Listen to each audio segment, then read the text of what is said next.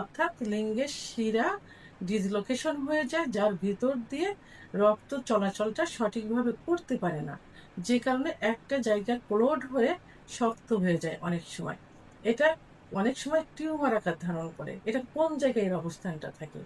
যেখানে বাঁকা হয়েছে, ঠিক যে বাঁকার যে পয়েন্টটা, কার্ভ যে সিস্টেমটা, ঠিক সেইখানে এই টিউমারটা হয়ে থাকে, এই শক্তটা হয়ে থাকে। তো এটাই হলো পেরোনিস ডিজিজ। এখন এই পেরোনিস ডিজিজ অনেক সময় দেখা যায় যে ব্যথা হয় ওখানে, আবার অনেক সময় সহবাসের সময় ব্যথা লাগে, একটু উত্থান হলে ব্লাড সার্কুলেশনটা সঠিক মতো হতে পারে না, যে কারণে ওখানে টান লাগে, টান লেগে ব্যথা অনুভব করে। এই পেরোনিস ডিজিজ হলে, উত্থান হলে যে ধনুকের মতো বাঁকা হয়, এটাতে কিন্তু সহবাসে অনেক ব্যাঘাত ঘটে। স্ত্রীর কিন্তু প্রচন্ড ব্যথা অনুভব করে, কারণ একটা জিনিস বাঁকাভাবে ভিতরে হচ্ছে, জায়গাটা তো ওইভাবে তৈরি না, ওর স্ট্রাকচারটা তো ওইভাবে না। তো যে কারণে স্ত্রী অনেক ব্যথা অনুভব করে, অনেক সময় স্ত্রীরা সহবাসও করতে চায় না। একইভাবে পুরুষও ব্যথা অনুভব করে। এখন এই যে পেরোনিস ডিজিজ, এই পেরোনিস ডিজিজটা কিভাবে আপনি ঠিক করবেন?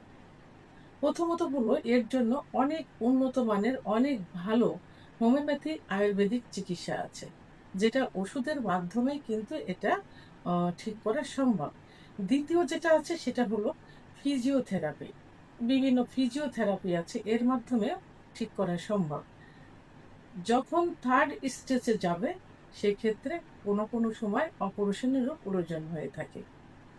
তো এখন অনেক সময় দেখা যায় যে এই সার্জারি করতে গেলে, কারণ যে শিরা থাকে লিঙ্গের ভিতরে, এই শিরা কিন্তু রসুনের খোসার মতো, অনেক সময় এইটা অপারেশনের সাকসেস হয় না, তখন কিন্তু লিঙ্গ পুরোটাই প্যারালাইজড মতো হয়ে যায়।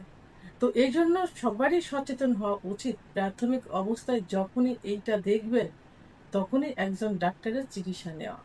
একমাত্র হোমিওপ্যাথিক চিকিৎসার মাধ্যমে কিন্তু এই পেরোনিস ডিজিজ পূর্বের অবস্থায় ফিরিয়ে আনা সম্ভব। এবং অনেক সময় এর থেকে কিন্তু ক্যান্সারও হয়ে যেতে পারে, ওই সিস্টটা যে টিউমারটা থাকে, এর থেকে কিন্তু ক্যান্সারও হয়ে যেতে পারে। এই জন্য সবাইকে সতর্ক করতে হবে, মাস্টারবেশন করা যাবে না। ইসলামের দৃষ্টিতে মাস্টারবেশন কিন্তু কবিরা গুনাহ, এবং মাস্টারবেশন করলে যৌন অক্ষমতা পরবর্তীতে আসবে এবং পেরোনিস ডিজিজও হওয়ার সম্ভাবনা থেকে যায়।